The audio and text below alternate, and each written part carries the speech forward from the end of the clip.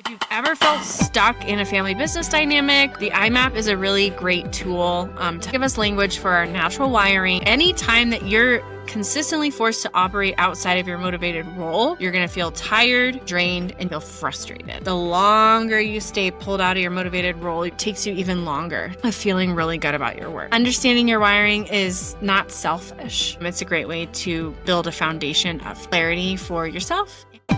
Hey there, and welcome to Your Next Gen Friend, a Successors Guide to Business Transition, a podcast for figuring out what's next in or beyond your family business. I'm Andrea Carpenter, transition strategist and second gen. Around here, we talk about the real stuff, family dynamics, identity, leadership, wealth, and how to define success on your own terms. Here's to finding your own way forward. I'm so glad you're here. Hi, friends, and welcome back to Your Next Gen Friend, a Successor's Guide to Business Transition. Today, I wanted to do something a little bit different. In this solo episode, I want to take you behind the scenes of a tool that I use all the time with families and leadership teams. So it's called the IMAP assessment, and it's one of my favorites for helping people understand themselves and each other at a deeper level.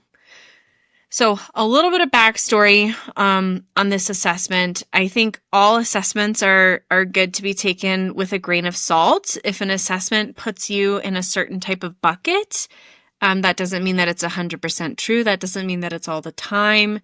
I think to give you an idea or a general direction, or to give a team of people a common language, is a really, really great use of a tool like this. So if you've ever felt stuck in a family business dynamic, or there's just something that kind of like grinds you the wrong way about this other person, or it doesn't feel like you work together at the highest, best level, the IMAP is a really great tool to help us do that. So it starts to give us language for our natural wiring.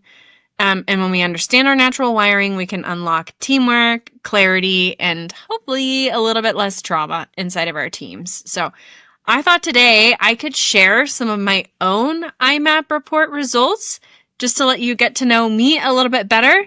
But first, I thought an overview of what the assessment is and some of the different things inside of it, what we measure, how it works, and why this matters would be a good place to start. So there's a diagram that we have, and it's 4 quadrants. So if we start at the top left quadrant, that is things that are unconscious. So things that we're not aware of. And as you move through, so then you move over, something becomes conscious. So it's completely unconscious. We're unaware. There's no room for growth, right? Because we're not even aware that there's room for growth. Then we become aware of that growth point, and we can start to say, okay, now I'm aware of that thing. The next quadrant, I can start to take conscious action towards improving that thing. So when we know something, or as a team, we can say, okay, we have a deficit here, or we're going to work better if we do this thing here. We can start to take some, we call them mindfully guided actions towards that place, at which point you do this enough times, that becomes something that you've done so many times, it's now unconscious, and it moves you back into that next level of leadership. So your team continues to evolve. There's always going to be new things that we need to uncover about ourselves. And so that's why I think a tool like this can be a really good objective starting point to get some more baseline information about yourself and your team. So the IMAP assessment came out around the same time as Myers-Briggs and DISC. I think it's really great in a team setting, and something that's cool about this assessment that is unique and not in any other assessment is the motivated role. So this is about the part of a project that actually gives you energy. Your natural wiring will start around the age of 5. So this is one thing that you can't really change too much. Your natural wiring stays the way it is. But as you move through and you can find more projects that align with your natural wiring, this is where every single category that you have natural wiring in, you need to fulfill in your day-to-day. So some people are really strong in one category and less in others. and other people, kind of like me, are spread a little bit more across the life cycle of a project. Neither is good or bad. It's just about what gives you kind of that energy. So in a process, if you think about a life cycle of a project, there's always someone who has to come up with the idea, someone who has to make it practical, someone who's going to implement it, someone who's going to refine it, and someone that's going to keep it running smoothly and put a system around it. So most likely, every single person falls in a couple of these categories. So creative people love the idea stage. It's the sake of coming up with an idea for an idea. You don't really care if it even gets implemented. So the thrill in that is really in the brainstorming. The next one is the creative developer or the prototyper, taking those ideas and making them practical for the first time. So that first try prototype is what that creative developer will be looking at. The developer, that's kind of the middle of the spectrum, implements the system. They're the one who says, okay, this is working. Let's start to get it off the ground. And they're going to do a couple iterations to make sure it's working. A refiner, that one's me. I'll talk about that in a little bit. Takes what's already existing. So they're very good at walking into a system, looking at what already exists and say, how do we make this even better? How do we level it up? How do we bring it to its full potential? And then a maximizer loves fine-tuning and maintaining the system. So all about efficiency, effectiveness, and keeping the shine on what's already working. So the important thing to remember here is there's no right or wrong role, but any time that you're consistently forced to operate outside of your motivated role, you're going to feel tired, you're going to feel drained, and you're going to feel frustrated. And there's a cool graph that we have. Basically, imagine a line. That's your energy being high, being good. And anytime you operate outside of your motivated role, it pulls it down. So your effectiveness in that role is pulled down. The longer you stay pulled out of your motivated role, your effectiveness decreases, and it takes you even longer to get back up to that level of feeling really good about your work. So I am not a researcher on burnout, but I would imagine that this, right, could potentially play a role into burnout as we're doing things that are not our motivated role. They don't feel good to us. And when we do that for a long, long period of time, like I think inside of our business, every once in a while, I get stuck in a very high maximizer role. So like one of the things we love doing is reaching out to people on LinkedIn. But if I have to do the same task 100 times in a day, that's really draining to me. So I like to batch them and do them in smaller groups because maintaining that level of extreme detail for a long time is really hard for me. So the second part of that IMAP assessment is called the temperament. That's really about how you naturally approach life and relationships. Again, these appear to be binary, but that's not actually true. It's more like a sliding scale. So where do you focus your attention? Are you more of a social person or more of an internal person? And how do you recharge? That's really about how do you get your energy from other people. Social people get energy from other people in the room. Internal people need to recharge personally.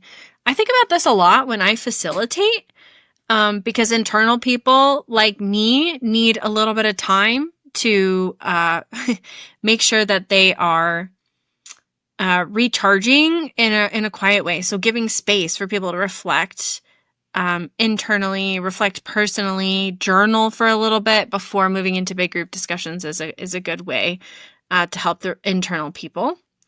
The next one is a spectrum of realist or futurist. So where does your brain live? Do you like to think about today, or do you like to think about the future? How do you make decisions? So are you more of a thinker or more of a feeler? So feelers are about kind of that gut feeling. That's how they make decisions, whereas thinkers are using logic. They're making lists. They're doing reasoning. And then the last one is about how you approach life. Are you a planner or an adapter? So planners love structure. They thrive in structure. Adapters can really go with the flow and change up things pretty easily. So a good example in my friend group, I'm more of a planner and I was planning an event with an adapter. So I had this nice agenda, things are running over, it's not going exactly on schedule, and my adapter friend is like, no, it's okay. Like, we can just skip that thing. And I'm a planner, and I was like, whoa, no. We planned this whole thing. We can't skip it. So that's that kind of the adapter planner. In certain situations, I'm very adaptable. So I think my IMAP says I'm 65% planner. In some situations, I'm totally an adaptable, go with the flow person. And so again, a sliding scale spectrum. And I think these are really important to know, because if someone that you're working with on your team or in your family sits on the other side of one of these things, putting some language around it is really nice. So in our team at TTS, sometimes I say to my business partner, Elizabeth, I need a little bit more structure right now. My planner needs a little bit more structure, or I'm feeling that you're showing up a little too adaptable. In this situation, I need to put a little bit more structure around it for myself. So it puts nice words for us to kind of communicate about what we're feeling in all of those. The last piece is about the impact style. So how you influence others and how you want to be influenced. So directors are assertive. They're pretty decisive. It's not really about wanting control over things, but they're very good at getting things done. They just assume that you have all the facts and everything that you need to move forward. A persuader gets a lot of energy from influencing other people, getting buy-in. So really, a persuader is someone, like, if you get in a situation and they just like keep pushing, or they come at it from a different angle, some of those people have strong persuaders. So I'm not a persuader. I don't really love being persuaded, but I have some family members and some people in business that are persuaders. And so they're always trying to come at. And so it helps me to know, to understand that they're not trying to push to like purposefully annoy me, but that they're getting energy and excitement from that. The cooperator is really about taking care of other people and how we make sure and have awareness of what everyone is doing. Is everyone in agreement? How are we doing all of that? And then an analyst, their impact style is really with facts and figures. So that's about precision, high standards, doing things with excellence. Tend to be sometimes one of the downfalls of that is a little perfectionistic, and that can be tricky. And some of these are in kind of direct tension with each other. So directors and analysts sometimes can have a little bit of push and pull, because an analyst wants a lot of facts and figures, and a director assumes that you know it all. And so those can come out really strong and have some tension. So the impact style is often one of the first things that we notice about someone, or when we work with someone as we come in and go together. So that's a little bit about the assessment. When you do it, you also get some work values.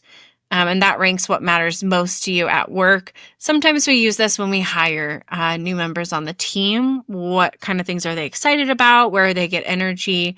And what's exciting for them. So that can help highlight some of the non-negotiables. Sometimes we use this in hiring work, but a lot of times we're mostly looking at the other three areas when we do work with families and in businesses. So that's a framework: motivated role, temperament, impact style, and work values. So I thought I would just quickly run you through my own report, just so you could see what that looks like in practice. So the first time I did this, Elizabeth said, hey, why don't you just take this IMAP assessment, because it's pretty cool. We have all of our team members who are considered coming and do it. So I took this, and I think it surprised Elizabeth a little bit the first time she saw it.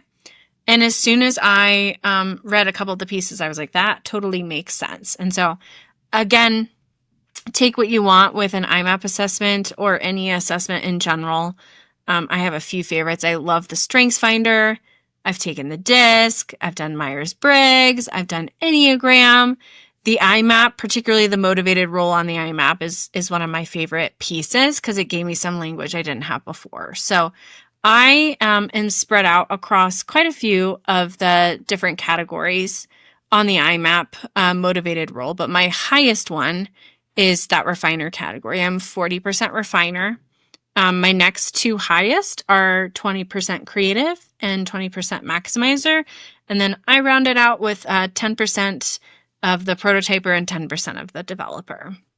And so the interesting thing about this motivated role for me is when you think of a founder, entrepreneur, visionary in many businesses, what we've seen looking at these IMAP assessments over time is their creative developer, their developers tend to be a lot more high. That's certainly true for my business partner, Elizabeth. She's a 90% creative developer, which is high. It means she loves coming up with ideas, implementing them once or twice, but her strength isn't really carrying it into the future. And so that's probably why when she saw my IMAP, which has 60% on that back end, refiner maximizer, she said, oh, you could be a really interesting team member for me to potentially come into the company as like an integrator or second in command, because she's very good at coming up with ideas and I'm very good at refiner. When I first heard that, I was like, no, my vision has always been to start my own business. But as I looked at this, I realized, where do I really get energy? I love having kind of a base idea or a framework. So one of my favorite projects I ever did was a book club on the book Designing Your Life. Highly recommend it. And what I did was I took the frameworks in the book and then I designed a program around it. So I made some activities for the people who were in the cohort, and we had a Miro board and I had some questions that I put together. That was really strong refiner in that moment because I took kind of the concept or the activities that were in the book and then I tweaked them up and I made them stronger. I refined the idea, right, into a concept that was going to work for my group. So that's a little bit about how my refiner shows up in the business. When I was thinking a lot about, do I want to start my own business or do I want to join another business? I actually got a lot of energy thinking about coming in and refining a system and the process and the tools and looking at the team and how we were structured. So that's how my refiner shows up. Into that temperament category, I'm 60% internal, 40% social. Again, this one is more of a sliding scale. Typically, I tend to recharge individually. In social situations, I get energy from small groups of people, but I wouldn't say that I'm someone who gets energy from a ton of big people. Or a ton of big groups of people. So that one feels accurate for me. On my realist futurist, I'm an 80% futurist, which makes sense. Just like I'm in conversations, we're working on a project. Like right now, we're doing some automations for the CRM. My brain is already thinking about how in 1 year, if that automation might be breaking. Someone who was a realist would be thinking about what's the best system for today. And so again, no right or wrong here, just my brain tends to live a little bit more in the future. So that one definitely feels accurate for me. I'm more of a feeler than a thinker. And sometimes I'm at odds with this one. This is one of the only ones where if you fall in the feeler category or you fall in the thinker category, that you should really make decisions in the category that you fall in. Some people who are on that 50-50 line can struggle to make decisions because those are kind of at tension with each other. I think a lot of times in my life, I've ignored a gut feeling and then regretted it later. And so likely that's some of my feeler coming out. Adapter planner. I mentioned earlier, I'm more of a planner than an adapter, but I can be adaptable. So that one does feel right. I do love a good plan. I think that's something that I love and appreciate about our transition roadmap process for thinking about business transition. Writing out the timeline, writing out what the milestones are. Those are really, really great for people that are high planners. It was really great for me to know what was coming up and what to expect when, since my brain wants a little bit of time to process about what that's going to look like. And then in terms of the impact style, that last category, I'm 20% director, 10% persuader, 20% cooperator, and 50% analyst, which makes sense. I struggle delegating sometimes. I always want things to be perfect, polished, I have a certain way that I like to present myself. And so that's just kind of an idea of how that impact style shows up for me. So when you put all of that together, the refiner, the internal futurist, feeler, planner, and analyst, you can see how that natural wiring fits into who I am as a person, the type of role that I'm doing, and some of the work that we're doing with family. So really, I feel that I'm at my best when I can help people and help groups take what they already have and refine it into something better and more functional and more aligned. So it's been really fun stepping into this role. I guess the last thing I wanted to say today is, how does this tie in to the family? And what's the information and kind of the tie-in here? So when you connect this to teaming or groups of people, it's not just about knowing yourself, it's about how we can work together as a unit. So being a higher performing team doesn't mean that the company's growing really fast or we're hitting all of our numbers. It means that everyone on the team is in alignment, can communicate well, we understand why and how people show up, and we all get to be in a role that feels really authentic and good to us. I think as a successor, sometimes we feel like we have to come up into the seat exactly the way that the person above us is. And if I did that in Elizabeth's business, I guess it's our business now, if I did that in our business and I tried to be her, I would be ignoring all these things about myself. Like, she is a much more social person than me. She's a much more adaptable person than me. She has a much higher creative idea thinking hat than me. So if I tried to emulate that, I would be missing some big parts of myself that make me, me, and that actually wouldn't make me a very good partner at all. And so when you wear hats outside of your wiring, or when you wear things that aren't authentic to you, that can be really hard. It can feel really heavy. And so I just encourage you to explore what are your strengths, and whether it's the IMAP assessment or you choose something like the Strengths Finder. Again, I said that's my favorite one for what are my internal strengths and what are the things I already do well, so I can do more of all of those things. So as you step into the business, you don't want to just inherit the business. You're going to inherit the patterns, and you're going to inherit the assumptions, and you're going to think that you have to lead like the generation before you, but that's just not true. So I encourage you to take any type of assessment to help you understand who you are as a person, how you're wired. You can't change your family, but you can change how you work together. So I encourage you to lean into your natural wiring and invite others to do the same.